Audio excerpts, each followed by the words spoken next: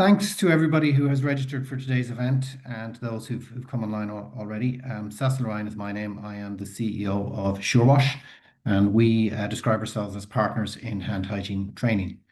Thanks also to Leapfrog for facilitating today's webinar. There's going to be three parts to what we do. My colleague, Professor Lacey, will talk about the science, I guess, behind hand hygiene, which hasn't changed in some time, but still needs to be reiterated quite often. I'll then discuss some practical issues in the application of what people try and do and some feedback I've had from hospitals, both on what they currently do and some good ideas. And then we'll hopefully have a good discussion and Q&A, and we would particularly encourage folks who maybe have had a good idea to share that with the group, because there are still lots of challenges in this area. So we're going to start with a poll. And we have two questions for the folks on today's webinar. The first is to ask you, if in your organization the initial assessment of technique is done by trained members of the infection prevention team, occupational health, other members of staff, or not done at all. And then there's one choice only. And then question two, would you like to free the infection prevention team members from the initial assessment of new starters? And that's a yes or no. So we'll ask people to respond to those, and then we'll talk about the conclusions at the end. So at this stage, I will pass over to Professor Lacey, and he will talk a little bit about the science behind hand hygiene and the requirements that we now have. So firstly, Cecil emphasized that I talk for a little bit. That's because I can talk about hand hygiene for a very long time, and I have got very long versions of this talk, but this is the short version. So my name is Gerard Lacey. I'm a professor of robotics and human machine systems. And you may be wondering, why would I be speaking to you? And the reason is that I've been looking at technology to support IPs, help with hand hygiene for about 20 years. During that time, I have worked with the WHO, the NHS in the UK, Yale Medical School, and the ISO in the creation of a hand hygiene standard. So I've been kind of around the block, as they say. So we're just kind of going to start by kind of reiterating why hand hygiene is important. It's never any harm to state it, but you know, the evidence is quite mature. Since 2000. We know that it is the single most effective measure to prevent the transmission of pathogens in healthcare. And really, you know, the bugs don't care who it is. So this could be, you know, a surgeon, this could be a nurse, this could be a food service person or attendant. Everybody needs to be doing good hand hygiene to prevent the spread of infections. And next point, Cecil, please. The other thing that hand hygiene does is it prevents the spread of antimicrobial resistance. Obviously, if we can keep the spread of these bugs down, then we reduce the amount of antibiotics and by extension, the development of resistance in various different microbes. And again, the evidence on this is really quite mature, published in 2011. So, you know, it's important in the short term and it's important in the long term. And the other aspect is that it protects healthcare workers themselves. Obviously, you know, you're going to have occupational exposure to a lot of these pathogens. And, you know, if you or one of your family members happens to be immunocompromised for any period of time, then there's a risk to hospital staff again. And again, this information is around for a while. That paper was published in 2010. So we go to the next slide. So often, you know, people ask, well, why is hand hygiene so hard? And really, this comes down to the way that our brain works. So a lot of people are sort of trained in hand hygiene. They get a short piece of training and they're highly motivated and they do that. So their motivation is high, but motivation and ability are linked, okay? Our brain is incredibly lazy. It doesn't like to be at high motivation a lot of the time because it's very, very tiring. And so we kind of bumble along in the kind of low to mid range of motivation. But the problem is that if we are not trained properly or sufficiently, then a prompt, an indication to go do an action is just too hard, and we just don't do it. Okay, so it's not that our motivation is particularly lacking, because it's very hard to be super pumped all the time. Um, it is that we haven't automated the skill. We have to think about what we're doing, and our brain fundamentally doesn't like thinking. It likes habits. It likes things that we do day in, day out. And so the thing that helps us do that is to be sufficiently trained. Now, that model comes from a guy called BJ Fogg, who was in the persuasive technology. So those are the guys who got us all hooked on Facebook and all of that sort of stuff. So they really know what they're doing. Okay. The other thing that's really important is that we're constantly learning, and we go through stages of learning. So somebody comes in and they think they know hand hygiene because they learned hand hygiene at home. And so they're in a stage of what we call unconscious incompetence. Okay. So they don't know what they don't know. And then through training, we begin to realize that we actually don't know what we were supposed to do. And then we go through more training to get to conscious competence. We now know that we're doing it correctly. But ultimately, we want to get people to unconscious competence. So they don't even have to think about it anymore. They just do it. The challenge is that even when you get to unconscious competence, there's a thing called skill extinction, which means that over time, your skills will then degrade ever so slightly. So this means that, if you haven't played golf in 6 months, you're not quite as good as you were when you were playing every second day. So that is what happens. And so unless you're getting feedback from performance, then your skills are going to extinguish and you need to do a little bit of retraining. And this is why we need to do top-up training on a regular basis. So next slide, please. The other thing that's really important to understand is that hand hygiene is fundamentally a habit.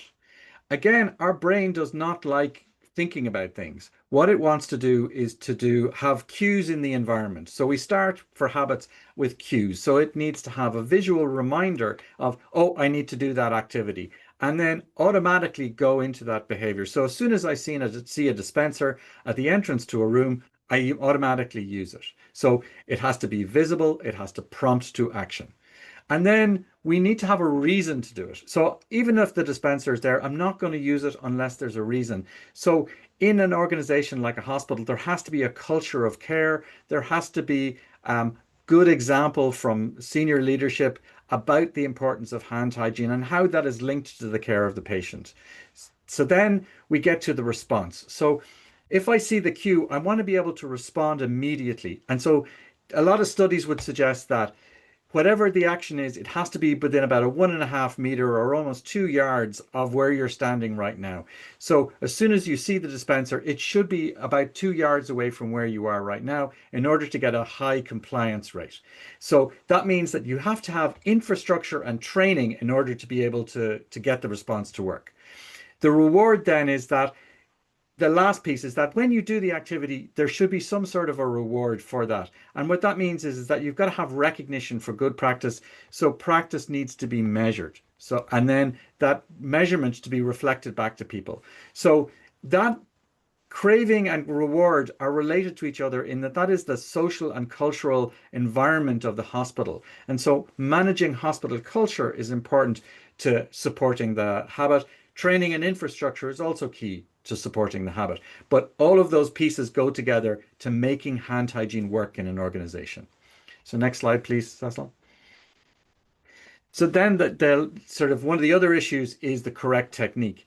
There is quite a lot of evidence that what we might call social hand hygiene, that is the hand hygiene that we might do kind of day to day, is quite different to clinical hand hygiene, the structured approach that the WHO, CDC, and Leapfrog advise. And the reason why they advise that is because there is a lot of evidence to say that those structured techniques reduce the bacterial load, which is ultimately what we're trying to do here. So if you don't have a structured technique, parts of the hands get missed. They are now incredibly dangerous because this person thinks their hands are clean. They will do a dangerous or invasive activity, and they're essentially transmitting pathogens. So the actual way that you wash your hands and actually reducing the microbial load is key here. So that's really, really important, that it's not just about, oh, well, at least they're going to do it a little bit. The problem is that if they don't do it correctly, they are actually potentially more dangerous. So I'm going to pass over to Cecil now. Great. Thank you, Jerry. So the hand hygiene standard domains, as set out by Leapfrog, are actually reflective of the World Health Organization and of various different standards in different parts of the world. And as I'm sure everybody on the call knows, there are 5 elements to that. So you have your training and education, and we're going to focus on that today, and in particular on the technique piece. There's infrastructure, there's monitoring, there's feedback, and there's this culture piece that Jerry referred to, which actually doesn't, we think, get enough discussion on a day in all the discussions about hand hygiene. And you know, 2 parts of that obviously is the culture amongst the staff, and a lot of that comes from leadership, but also patients and visitors and the role that they can play in having an overall good culture of hand hygiene. So in terms of training and education, I guess we have a mantra which is all about the importance of training before monitoring. So there's an enormous amount of discussion in terms of monitoring when people perform hand hygiene. There is nowhere, we think, else where you get monitored on doing something before we're sure that you're trained how to do it correctly. And there are things in all the various standards talking about obviously manual observation in the go forward and technique in that. But we think it's critical that people are trained, and trained in 2 things. One is the actual technique, but also the why. So to Jerry's point about the motivation piece, I really need to understand that if I perform good hand hygiene, that is a key part of patient safety, and that training is important as well. The initial assessment of technique is a challenge for various reasons, which I'll talk about a little later, but it's not just a challenge in the United States, it's a challenge everywhere. And there are slight variations on technique in different countries in terms of the sequence of the technique. Some folks have a slightly extra pose, but as Jerry says, the importance of having a consistent technique and the muscle memory of doing that without thinking is very, very important.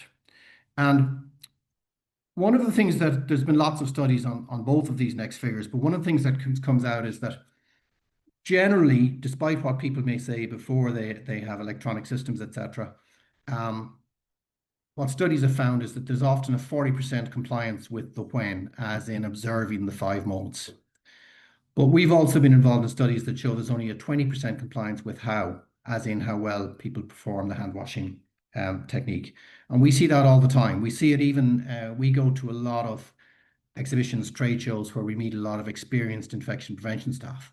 And even with those, we will often see things like, and it's particularly the fingertips pose, where we'll see somebody and their thumb will be out here. And obviously that's one of the key parts that needs cleaning. When we see new trainees, when we support hospitals on things like World Hand Hygiene Day or May 5th, we'll regularly see people with variations of the poses that mean that parts of the hands don't get covered. So it's not just a US problem, and it's not just about solving the when. We also have to solve the technique piece. So the next couple of slides are feedback that I've received from infection prevention staff in hospitals in the US. So they're not my opinions, if you like, and they're not necessarily recommendations, etc.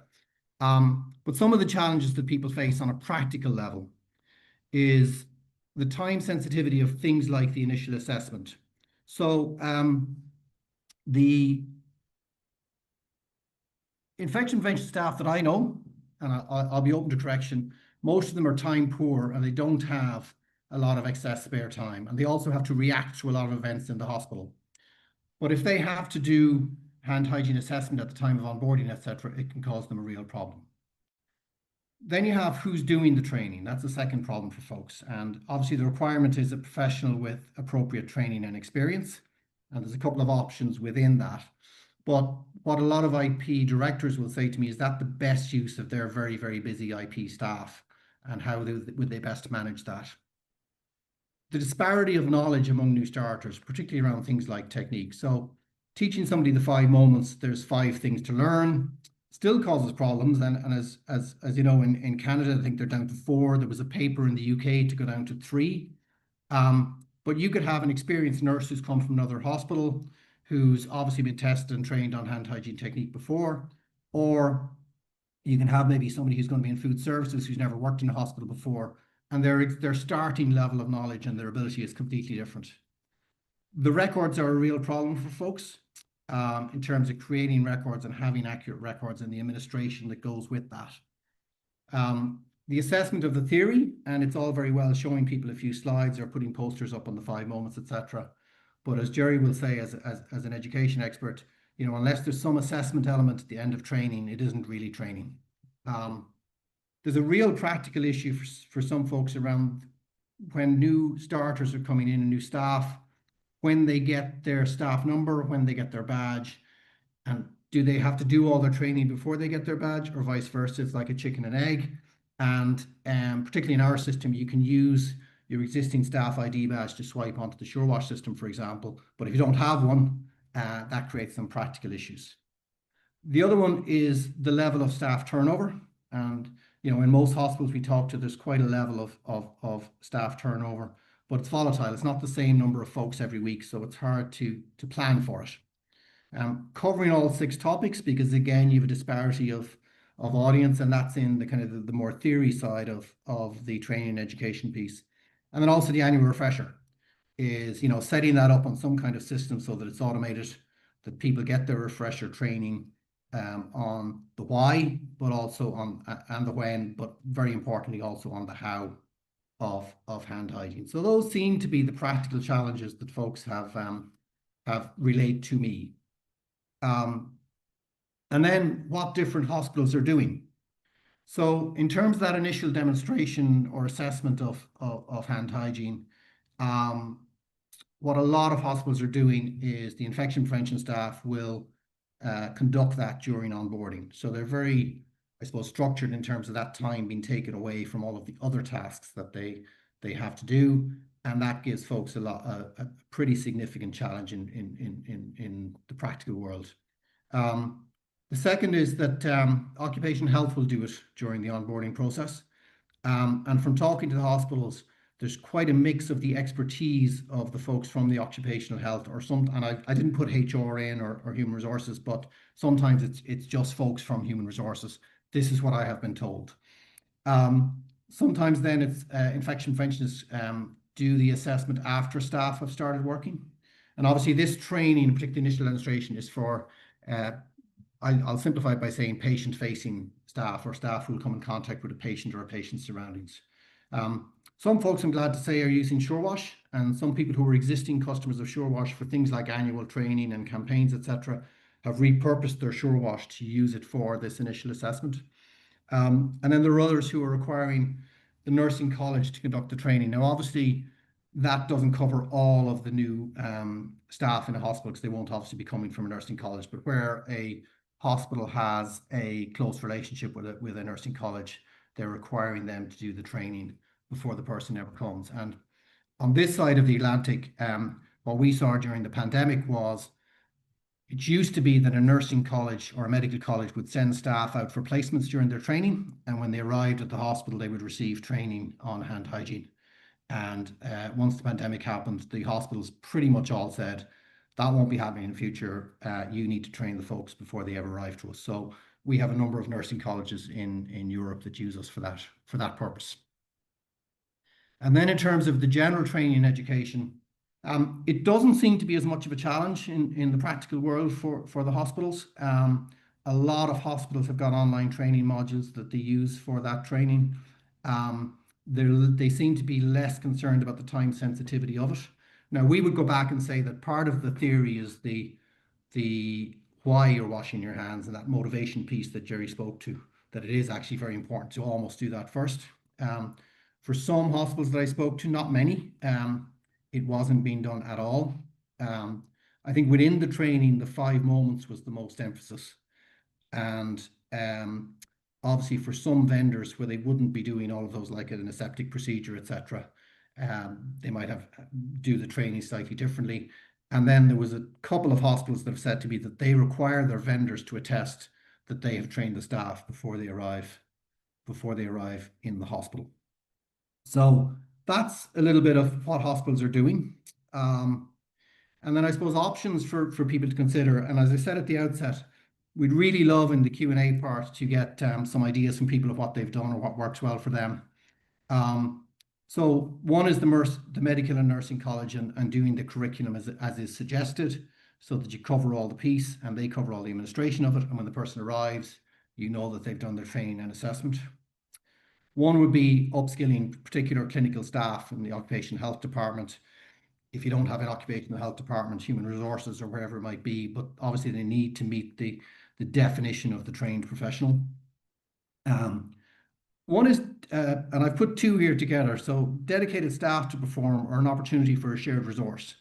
So that could be dedicated staff within a hospital group that would perform this task and probably experienced IPs, possibly retired, perform this task in different locations within the group, but also potentially, in a regional area, and it could be something like an APIC chapter could organize or something, have somebody who's capable of providing this training, who meets the requirements of a professional person, etc.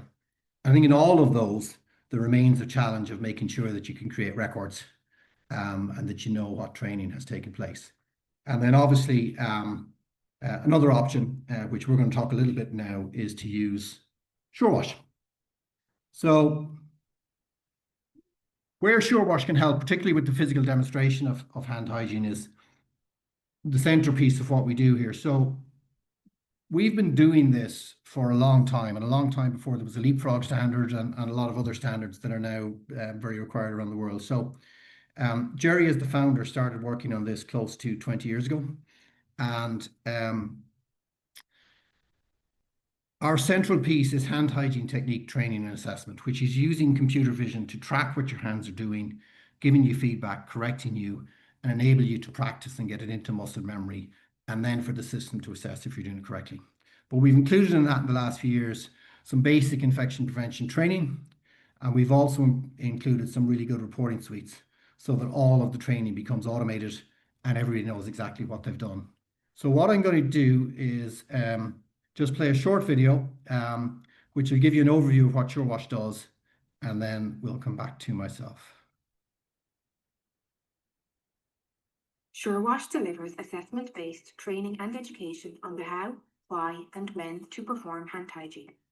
SureWash training can help your healthcare facility reduce infections, manage risk, and support your achievement of external certification for infection control. SureWash is the only validated training system that can teach and assess hand hygiene technique to the standard of a human observer. Our fun and interactive training devices have a live video camera to assess users' hand hygiene technique.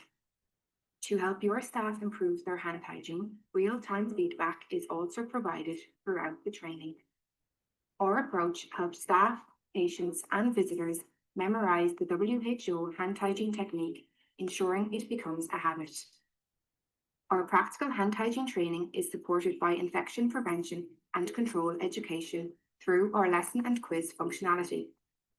Assess the standard of knowledge among your staff and address gaps in knowledge with our curriculum developed in collaboration with clinical experts. Or create content specific to your facility's requirements. All practical training data, along with quiz and lesson results, can be tracked and assessed through our reporting suite on surewash.net. Automate and aggregate data across organizations and analyze data down to individual level. SureWash will save infection Frenchness time from both a training and administration perspective. For more information on how SureWash can improve your infection prevention and control training program, email info@surewash.com.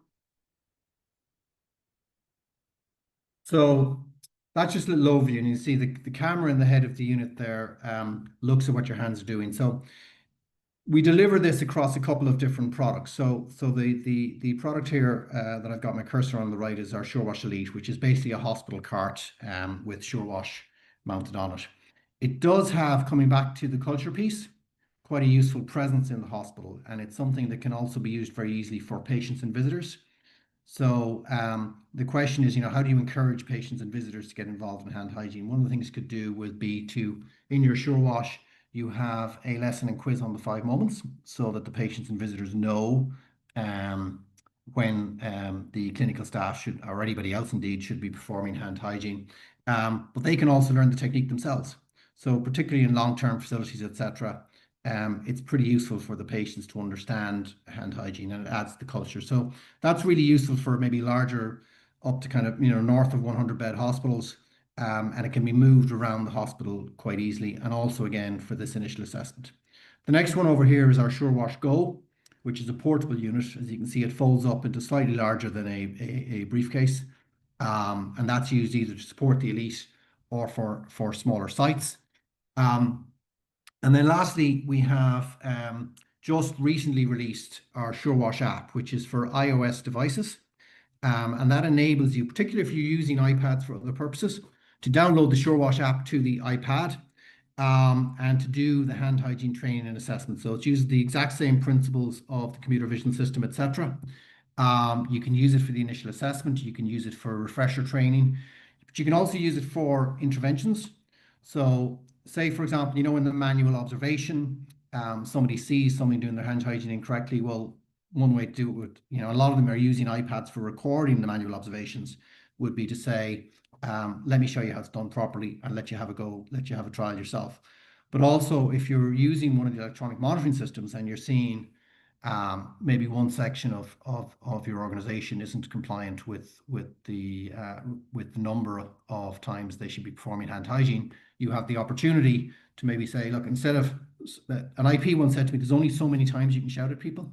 So you have actionable data to maybe go to them and say, look, let's do some retraining here. And let's, to Jerry's earlier point, let's get people confident in their ability, which should increase their motivation to perform the hand hygiene correctly.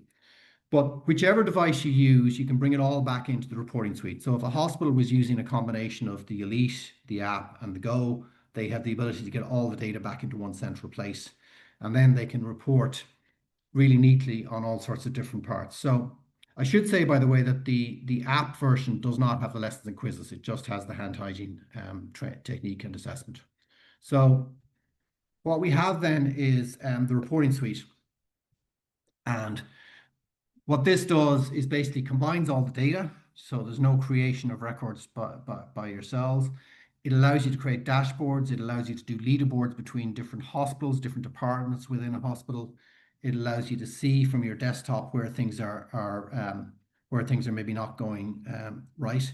And then all of the data can be exported either in PDF or in Excel. And what a lot of folks then obviously will do is take the Excel export and import it back into their learning management system. And they will then use that data to track their compliance with the various standards and also to take action where there are things that aren't going correctly. So lastly then, just on the curriculum. So I mentioned the lessons and quizzes quite a bit, and we do believe that understanding the why, etc., is really important on the motivation side. And so we developed a curriculum, and we did that with clinical experts. It covers the basics, and again, it's similar to WHO and all the other standards around the world, but the WHO protocol, the 5 moments. For Canada, we have a version with the 4 moments, various PPE guidelines, and also the ability to do a lesson for hand hygiene monitoring and how monitoring is done in your organization. And what you can do is you can have a topic of the week. You can put that lesson on the kiosk. You get all the results and all the training records are there. And each of the lessons is assessed with a multiple choice quiz. So it isn't just I flick through the slides, I've got to be able to answer the multiple choice quiz. And then you also have the ability to put your own lessons and quizzes onto the unit. So you can create your own. A good example of that was when monkeypox first came out there a couple of years ago. A lot of folks created a lesson around monkeypox, what it was, what the right precautions to take were, what it wasn't, I think, which was almost as important. And then they had a record that they had trained everybody, and for their own C-suite, they were able to say, look, we've trained everybody knows where they are, and we've covered the risk off. So that's what SureWash does for you. Effectively, you could say that it enables you to outsource this whole area of hand hygiene assessment, training, and the theory training to technology. And everybody has, not everybody, but a lot of people are obviously moving to technology for the monitoring of the when. SureWash provides you with the opportunity to move to technology for all of those other pieces that I have said. So that's the end of our presentation. And what we might do now is get the poll results. Thank you, Nicholas. So looking at the numbers here, 44% of folks are using trained members of the infection prevention team to do that initial assessment. 13% are using occupational health, 30% other members of staff, and 13% not done.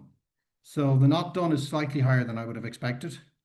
Other members of staff, I guess there's some further thought there as to whether that fits the profile of the appropriately trained professional, I think is the phrase that's used in the Leapfrog particular standard, but that can be checked. And trained members of the infection prevention team, there's a fair amount of time, so 44%, fair amount of time of obviously very, very valuable infection control staff who are performing that assessment, and maybe if other folks could do it, it would be useful, or indeed if SureWash could do it, it would be useful. And then, would you like to free the infection prevention team from this initial assessment? 63% versus 37%.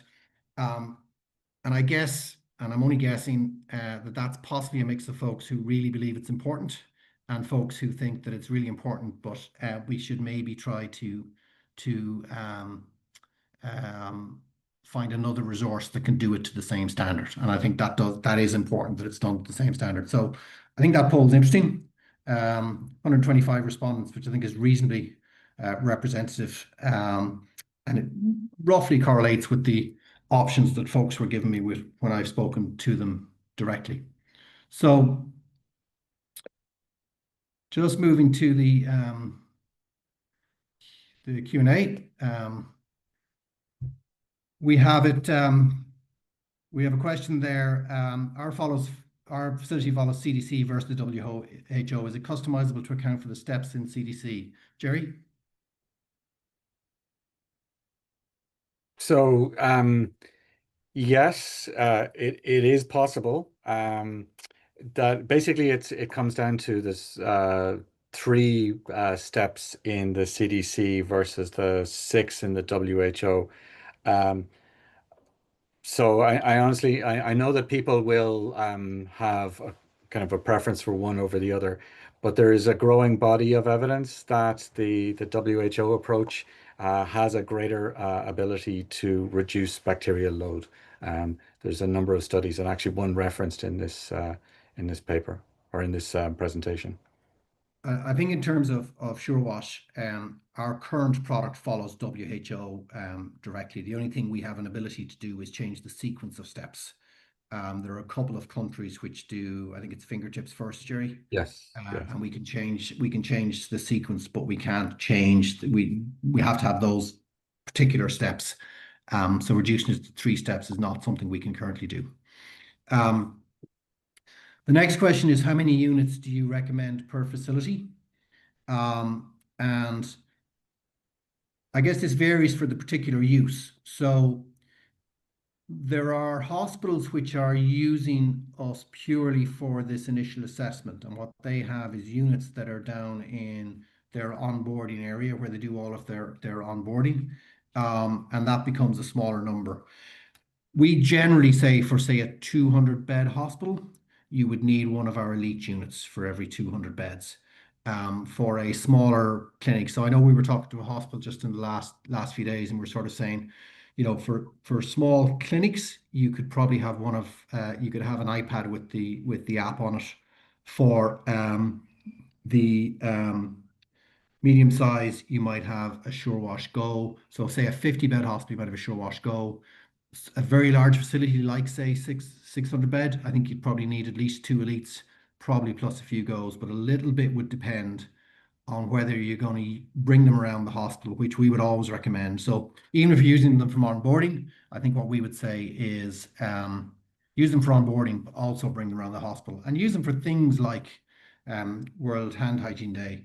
We talked about culture. One of the things you can do with them is get your CEOs to do their hand hygiene training on SureWash. get them to print off their certificate and put it out on your internal social media. That sends a pretty strong message for you. Another question was, do you need constant Wi-Fi for the units to work? And the answer is no. They need the ability to connect to Wi-Fi every so often, so that they can update their data, but they do not need always on. And we would generally put SureWash units on either the IoT Wi-Fi network or the public Wi-Fi network. Question about how often do the machines break and how does maintenance work? So we provide support as part of what we do. I think break for computer things come in two ways. One is if it physically breaks, if somebody knocks it over. The carts are obviously tip tested like other hospital carts, and they're pretty robust. So it's pretty rare. Where there are software issues, and like any computer, it happens, we have an online support system that's included in the annual subscription for SureWash. So those are those questions. Jerry, can I just ask you, in terms of the similarities between, you've worked on the ISO standards, you're very familiar with the WHO pieces. In terms of the similarities all over the world, everybody seems to do the details slightly differently, but the principles are all the same. Yeah, so obviously because we've been involved in it for so long, we've actually seen an evolution of the standards. When we started, almost every hospital was different, and they had local variants. But over time, particularly the WHO standardization has improved, and obviously that process has been driven by detailed microbiological studies. So, doing sort of glove tests, where you basically put your hand into a glove that's got a bacterial load on it, etc. And then culturing that in a petri dish. So those kind of very extensive studies have informed a lot of the standardization of techniques, in particular the focusing on fingertips and on nail beds, which have been shown to have the biggest impact on reducing microbial load. There's a number of different studies which look at the sequence of techniques, how can it be simplified, etc. And the kind of common factors is a structured technique that has the particular poses in sequence, and that sequence doesn't change, because that helps people to remember. It allows them to learn the technique faster as well. So that the most common thing is to have a structured technique that is trained and assessed consistently, and that gets you the best results in terms of, preventing infections. Okay, cool. A couple of more questions. Is there a cost for the application to access data by unit role and time of day? No, that comes with SureWash. If anybody has a very old unit, we didn't have that connectivity on it, and by old I mean 8, 9 years old. But no, it comes as part of your existing support and can be turned on if it isn't. Just contact us at on the slides you'll see my email address. You can contact me directly as a starting point. Another question: how do we keep the machines themselves clean and hygienic, and can they get wet? So the simple answer is that I'll call it the body of the machines that you will have seen can be cleaned with any of the standard wipes that you'll use in a hospital. And the computer screens, there's some specific lists, and it's more. So the computer is a Dell computer, and Dell provide a list of what can and cannot be used. And actually, it's a very small list of what cannot be used. So they can't get wet. You wouldn't be washing them with soap and water, but they can. All the standard wipes in a hospital be used for that. Somebody with an old SureWash machine can again contact me at cecil.ryan@surewash.com, and I'll put them in touch with the right person. Good question here. Can you take the portable unit into the community for events? And the answer is absolutely. We actually have two sort of public health authorities in US states, in Delaware and Kansas, who have units that they loan out to various organizations. And we have quite a bit of activity, things like May 5th for World Hand Hygiene Day. What we don't do, if it's members of the public or patients or visitors, we don't collect any data on who those folks are. but absolutely you can bring it out and try it. There's a unit in Ronald McDonald, Ronald McDonald, the McDonald's charity. Ronald McDonald House in Dublin has a unit that the kids used to play with, and they get great fun out of it. If all our staff use gloves, do we need to follow hand hygiene standards? So I'm not a microbiologist. What I do know is that that's a very topical question. I know in the UK they have a big campaign called Gloves Off, and my understanding is that wearing gloves does not stop you needing to perform hand hygiene. Jerry may know more. Yeah, there's again a lot of evidence to show that a lot of glove use actually increases the risk of infections, um, because obviously you can still, if people aren't changing their gloves all the time, um, then obviously they're transmitting infections pretty severely, in fact. The other thing is if people are wearing gloves, bugs love warm, moist environments, which is like the inside of a glove. So you've essentially got a bug incubator in the glove. So you have to be incredibly precise about how you change your gloves and perform hand hygiene between every change of gloves in order to prevent infections. And that's actually why the NHS has been promoting this Gloves Off campaign. Okay, so the SureWash identify artificial nails or nail embellishments and fail the individual? The answer is no at the moment, and there's a couple of reasons for that. And again, it's down to different countries. We're actually looking at introducing a feature which will measure nail length as part of an initial assessment time or onboarding. And as Jerry said, I know we've actually had quite a few requests from uh, microbiologists about this issue, particularly acrylic nails, where when they start to grow, there's a little gap in the bottom, and apparently it's a as Jerry would say, it's a really nice place for the bugs to live and be happy. But the answer is no.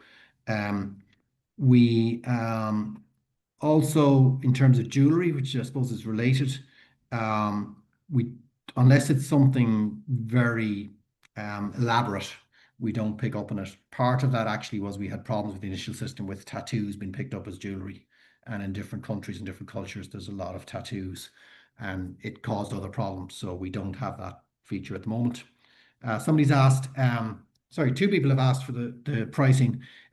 Look, we do it directly with people if they want to send us queries, but the where we've been going all the time is reducing the price. So the app, for example, is very affordable. The kiosk is a little more expensive. If I give you the SureWash Elite kiosk is $25,000, including year one support and all the reports, etc., and then $2,500 a year.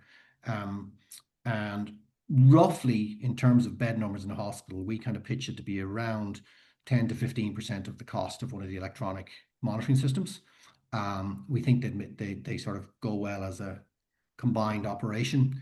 The app is much more affordable from a startup point of view because obviously you're paying just for a license, and you guys would provide your own hardware. The other advantage the app has is that if it's already in the hospital and being used for other things, it's a great way of getting extra value from your iPads. So those are all of the questions that we have. I think what's really interesting to me, I guess, is the poll results mirror what I've been getting told by folks. There's no doubt that this initial assessment is providing practical challenges for people. There's no doubt that it is incredibly important. And there's no doubt that it's a first step in an overall hand hygiene process. Jerry, any thoughts from you before we wrap up?